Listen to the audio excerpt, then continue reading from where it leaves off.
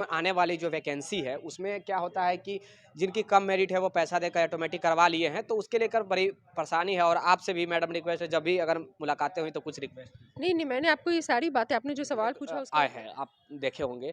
योगी के तरह ही है, कहा जा रहा है कि आने वाले जो समय में जो चुनाव होगी 2025 की जो चुनाव बिहार में लड़ा जाएगा, तो वही बात बोले थे तेजस्वी यादव जी। पूरा बिहार जानता है, सब लोग जानते हैं कि रोजगार नौकरी हम देने वाले हैं। हुँ। आपकी सरकार की 5 महीने हो गई, क्या अभी तक क्या दिए और क्या देने वाले हैं? क्योंकि 24 में भी इलेक्शन है, 25 में भी इलेक्शन है। अगर नहीं दीजिएगा तो मैडम आप जानते ही हैं कि तमाम लोग अब एक्टिव रोजगार नौकरी के लेकर हो गए हैं। जनता भी अब जानते हैं कि भैया हमको वोट देने से पहले नहीं मिलेगा। मौजूद है हमारे जस्ट बगल में रितु जायसवाल जी, जो आरजेडी के प्रदेश प्रवक्ता है। इनसे हम कुछ बातें करेंगे। बीबीसी मुद्दा अभी हाईलाइट चल रही है। मैं बिहार की बात करूं, भारत की बात करूं, तमाम जगह पे अभी हाईलाइट चल रही है बीबीसी मुद्दा, और एक तरफ रोजगार के लेकर, दोनों काफी हाईलाइट मुद्दा है। मैडम सबसे पहले तो बहुत बहुत जी, बहुत धन्यवाद आपका, आपके जो व्यूअर्स हैं उनको।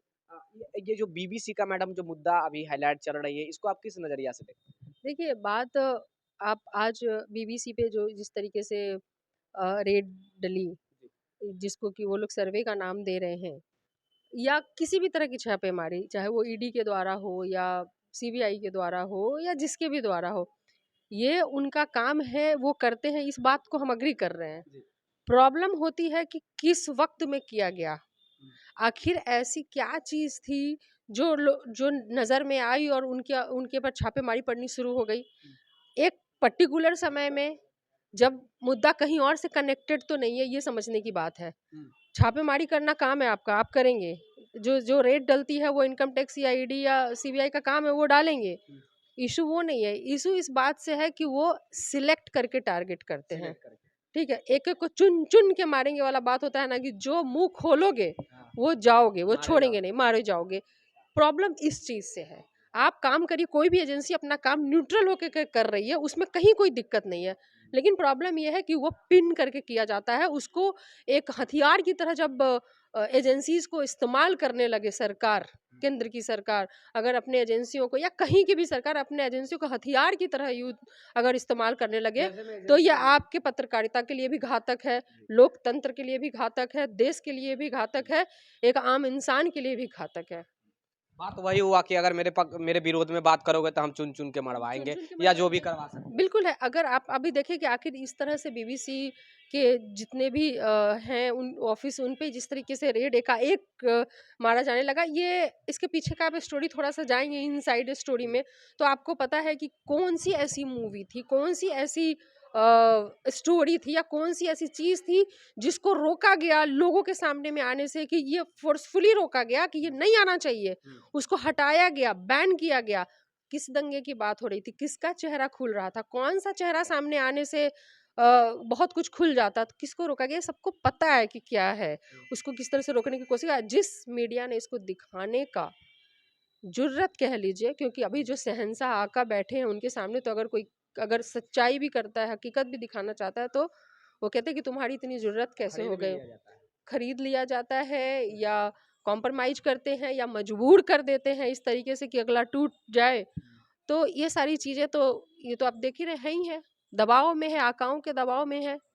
आपका मीडिया पे जिस तरह से किया जा रहा है, आपको क्या लग रहा है? ये कोई नॉर्मल ऐसे थोड़ी है ना, वही बीजेपी कर रही है, सीधी-सी कहने का बात है। मतलब हुआ कि हाँ, तो बीजेपी और कर क्या, रही है। केंद्र में सरकार किसकी है? बीजेपी की है, बीजेपी और की। उनको राजनीति यही करनी आती है कि जो मुँह खोलेगा वो जाएगा। अच्छा मैडम, एक प्रश्न आ गया है बीजेपी से। अभी हमें हमारे पास एक प्रश्न आ गई है कि बीजेपी में योगी योगेश्वर दास जी एक आए हैं, आप देखे होंगे।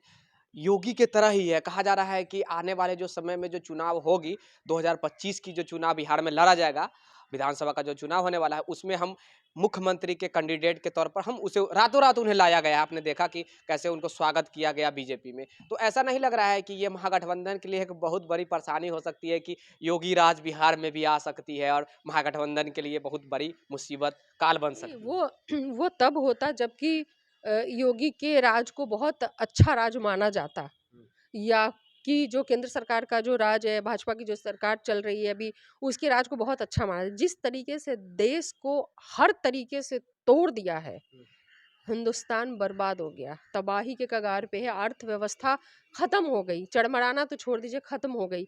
जिन अकाउंट पे इन्होंने पैसे लगाए, जहाँ गरीबों के, किसानों के लोन माफ़ नहीं होते, उसके बदले उनके ट्रैक्टर उठा लिए जाते हैं, उनकी बाइकें उठा ली जाती हैं, उनके रोटावेटर उठा लिए जाते हैं, उनके लोन माफ़ नहीं होते। लेकिन ऐसे 1-2 व्यक्तियों के ऊपर देश का पूरा खजाना लुटा दिया जाता है, लोन के रूप में दे दिया जाता है। उसका असर किन पे पड़ता है? आप पे पड़ता है, हम पे पड़ता है, गरीब जनताओं पे पड़ता है, लोगों पे पड़ता है, जिन्होंने पैसे लगा रखे थे। मैडम इस मैडम तरह से ग्रुप जो बर्बाद हो, तो लोगों का मसला क्या है? आज देश का मसला क्या है? आज देश का मसला है कि किस तरीके से आर्थिक रूप से टूट रहा है, कमज़ोर हो रहा है, किस तरीके से बेरोज़गारी जो है, उनके जो सपने दिखाने की बात, 2 करोड़ हर साल नौकरी देने की बात की थी, वो कहाँ है?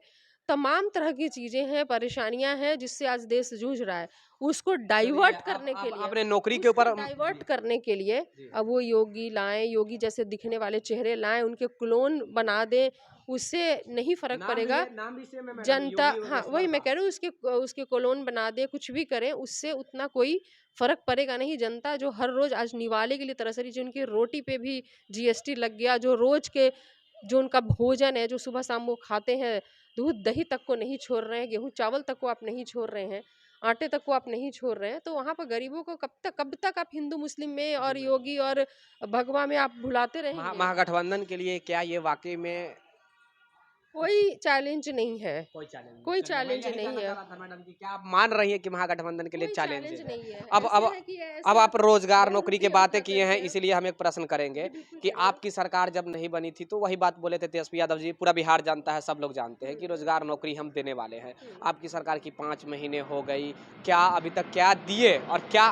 देने वाले हैं? क्योंकि 24 में भी इलेक्शन है, 25 में भी इलेक्शन है। अगर नहीं दीजिएगा तो मैडम आप जानते ही हैं कि तमाम लोग अब एक्टिव रोज़गार नौकरी को लेकर हो गए हैं। जनता भी अब जानते हैं कि भैया हमको वोट देने से पहले नहीं मिलेगा तो हम नोटा पे दबाएँगे या फिर जो भी देखिए, विरोध सरकार कोशिश कर रही है। अभी आपने खुद कहा कि 5 महीने हुए हैं। जी, जादू की छड़ी नहीं होती है कोई चीज़ जो सब कुछ ठीक हो जाए। स्टार्ट किया जा सकता है। नहीं, स्टार्ट नहीं हुआ है। आप इतनी सारी वैकेंसीज़ की बात करें, चाहे वो हेल्थ विभाग में हो या जितने कार्यपालक अभियंता के हों या अभी पुलिस में इतनी भर्तियाँ निकाली गई हैं, तो आप अगर आंकड़ा देखेंगे कि जिस तरीके से अभी जॉब दिया जा रहा है, भर्तियाँ निकाली जा रही हैं, क्या ये संकेत नहीं है? हम मानते हैं, जो बच्चे काफ़ी लंबे समय से इंतज़ार कर रहे हैं, अभी लगातार हमारे मंत्री चंद्रशेखर जी का बयान जा रहा है कि बस थोड़ा और जल्दी ही खुशखबरी देने वाले हैं। अब एकदम एग्ज़ैक्टली टाइम तो हम बता पाएँगे, क्योंकि मैं तो चंद्रशेखर जी नहीं हूँ। मैं राष्ट्रीय जनता दल की प्रवक्ता हूँ। जो हमारे मंत्री जी का बयान है या जो चीज़ें होंगी, वो जो हमें वहाँ से पता चलता है, उस बात को ही हम यहाँ पर आपके सामने में रख सकते हैं। तो हमें जो पता चली है, जो चीज़ें आप देख रहे हैं कि खुद जो रोज़गार की झड़ी अभी बिहार में लगी हुई है, उसकी आग जो है वो विपक्ष को लगी हुई है। यहाँ पे नौकरी ये जिस तो तरह से दी जा लाजमी रही है है, मैडम। और अब अगर आपने जो बात, अगर आप पर्टिकुलर स्टेट की कर रहे हैं या कुछ भी, मैं कंसर्न हूँ उस चीज़ के लिए, ऐसा नहीं है।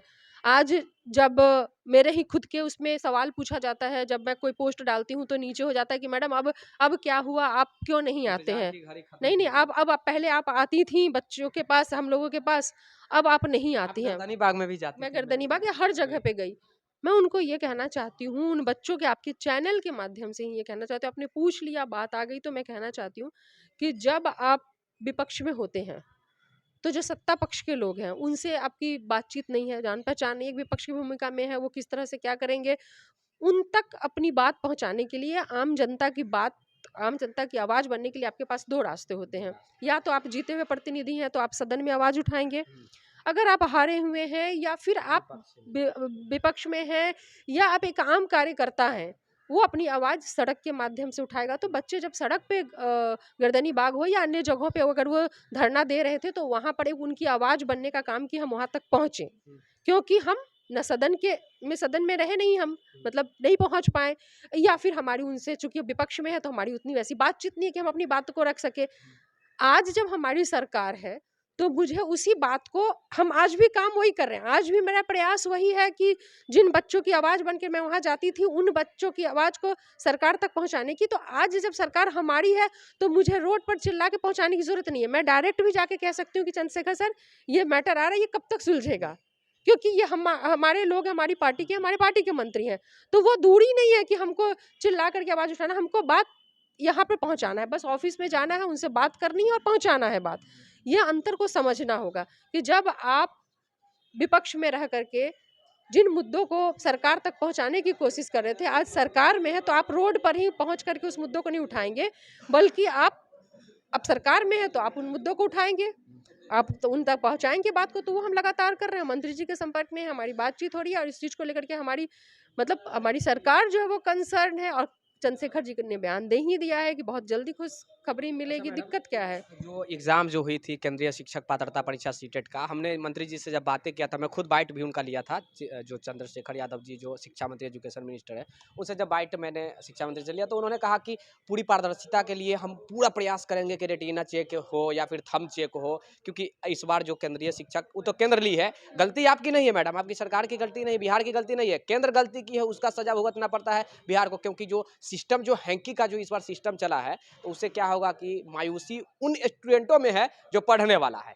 जो पढ़ने वाला नहीं है उसमें खुशी है कि हम पैसा देकर करवा लिए। तो उसके लिए आपके अगर संपर्क नॉलेज में कोई जानकारी है तो दे सकते हैं। नहीं, नहीं, देखिए जो भी अभी बीपीएससी ही पेपर लीक का जो मामला था, जी, जो कि रद्द हुआ और फिर दोबारा हुआ, दोबारा फिर जब एग्ज़ाम हुआ तो फिर उसमें भी ये चीज़ें प्रॉब्लम आई।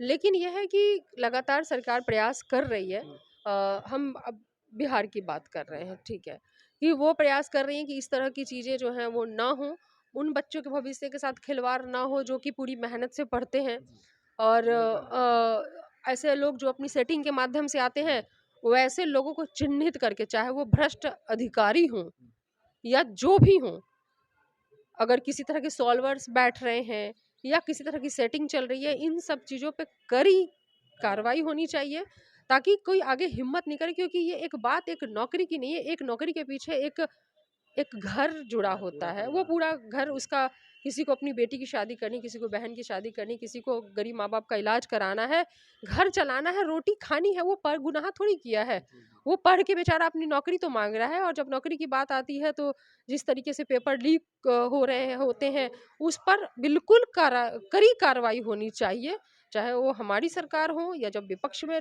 जब थी सरकार, किसी की भी हो। बच्चों के भविष्य के साथ खिलवाड़ किसी भी सूरत में नहीं होनी चाहिए। बहुत बिहार जी, जी, एक मेरा मेरा ख़ासकर रिक्वेस्ट होगा मैडम कि इस पे विशेष ध्यान दिया जाए। वही जो फर्जीवाड़ा को लेकर अभी मैंने जो बताया, इस पे, क्योंकि जो आने वाली जो वैकेंसी है, उसमें क्या होता है कि जिनकी कम मेरिट है, वो पैसा देकर ऑटोमेटिक करवा लिए हैं, तो उसके लेकर बड़ी परेशानी है। और आपसे भी मैडम रिक्वेस्ट है, जब भी अगर मुलाकातें हुई तो कुछ रिक्वेस्ट। नहीं, नहीं, मैंने आपको ये सारी बातें, आपने जो सवाल पूछा उसका उत्तर तो मैं पहले ही दे चुकी हूँ, कि इसके लिए पूरी तरह से कंसर्न है और इसकी पुनरावृत्ति बिल्कुल भी नहीं होनी चाहिए।